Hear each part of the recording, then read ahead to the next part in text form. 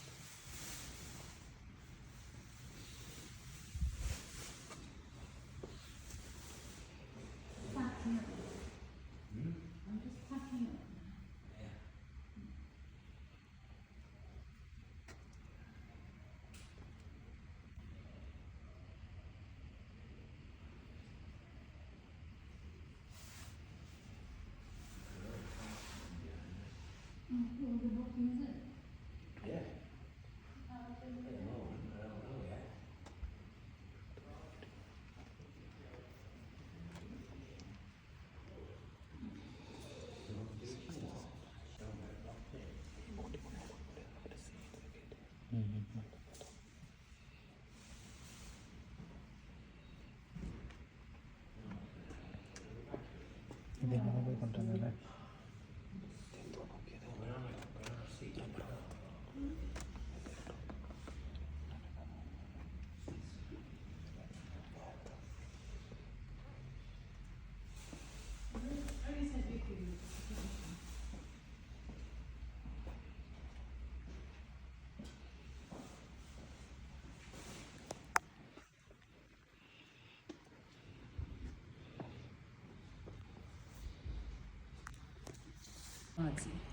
It was extended, that half was built, and this was built higher and longer. So this was the first one? This was the first one, yes. And when was it built? In the 12th century. We don't know the exact day, but that is a Norman arch on that end. Okay. And of course, all the pilgrims were coming in. If you look in the middle of the village, there's a cafe called the Geggin. And it was the Geggin Bower, which means the big kitchen. And that was where the pilgrims were fed when they came down in medieval times. Okay. Is it close to here? Yes, it's just in the middle of the village. Okay. What is it called? Catholic? The Geggin. Geggin. Yeah, it's white. Just when you go out, turn left, and as you turn right, it's just past the corner. Okay. Yeah, that was the big kitchen, it was called. Mm-hmm. Is this a Catholic or Welsh? No, it's an Anglican church now. which is the church in Wales. Yeah, that's right. Yeah, It's the Church of England, but it's the church in Wales. Wales. Yeah, fine. That's after the It's But 1920. initially it was a Catholic one. Yes, they were all Catholic ones. Initially, until Henry VIII. Henry VIII. Yes. Yeah. And even Henry actually remained a Catholic, but an Anglican Catholic, not a Roman Catholic. Okay. Apparently. And it's since then. But it is, as I say, the church. It was the Church of England and Wales until 1920, when the church in Wales became the church. The Anglican church. That's right. Yeah. You obviously know something about all these things. Yeah, we are Catholics. Yes, Yeah. I assumed that. Yeah. Yeah. No problem. If you want to come to a service tomorrow, are you around? We have a service 11 o'clock tomorrow morning. 11 o'clock. Yeah. Communion service. Everybody's welcome. Yeah, sure. I mean, some of our regular communion congregation are Catholics, but they come regularly and take part in all the church activities. Well, it's good to see such a church with lots of history. It has a lot of history. Yeah. Yes.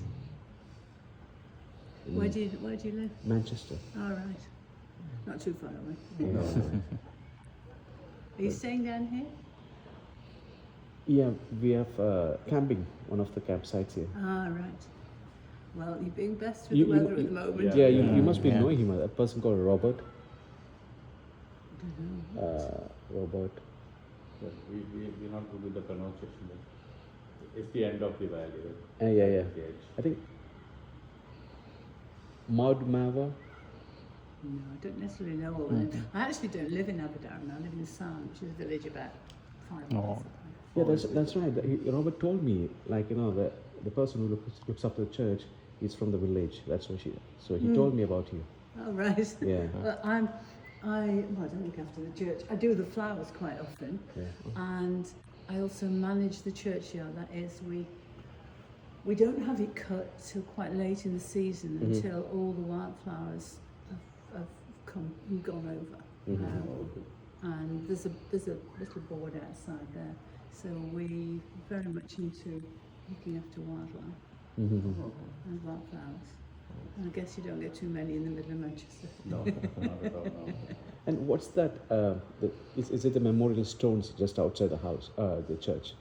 People have written like names on the No, what we do, it started about 25 years ago by the then vicar, and it was started inside here, that people could get in, there were small pebbles in those days, and put their name on, or the name of somebody they wanted to remember. Over the years it's changed, and we did have a pile of stones in the church. It's got so big, it's gone out there because people write their name on, the name of somebody they want to remember, a prayer, a poem. There's all sorts of quite personal things that people put on, and they collect through the summer, and then the last Sunday in October, after the service here, we put them all back in the sea. So and it's getting huge. I mean, we used to carry them out, but we have to use wheelbarrows to take them down. I think because the stones are getting bigger now. And it's rather nice that, you know, the stones come out of the sea, and people write whatever they want, poems, prayers, people to remember, and then it goes back to the sea at the end of the season. And that's become established as a quite a routine. And last Sunday in October, because that is virtually the end of the main season, you know, it coincides with half term in schools. And we do get visitors all year round, but obviously not so many. That's the peak, Can I ask you, like, what do you call thank you in Welsh? How do you say it? Diolch. Tio. Diolch. Diolch. Spelled D-I-O-L-C-H. I'm not a Welsh speaker, by the way, but you just say diolch. Diolch. Yeah. Diolch. And a smile that'll get you a long way.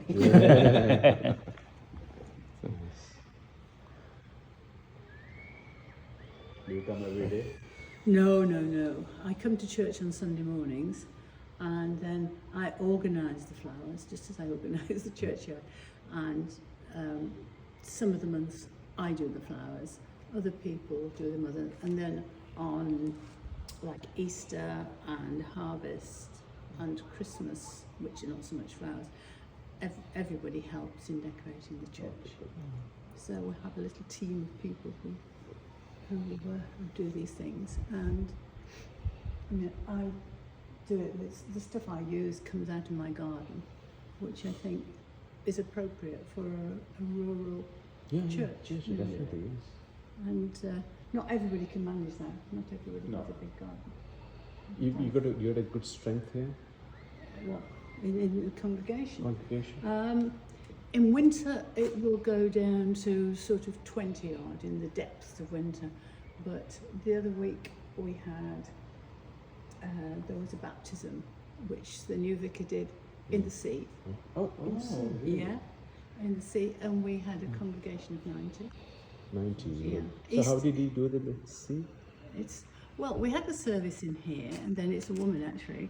She had her wetsuit on and her dog collar on, and these were not babies; they were quite young children. One was about 4, and one's about maybe 2, and everybody went down to the edge of the sea, and she carried on with the service then.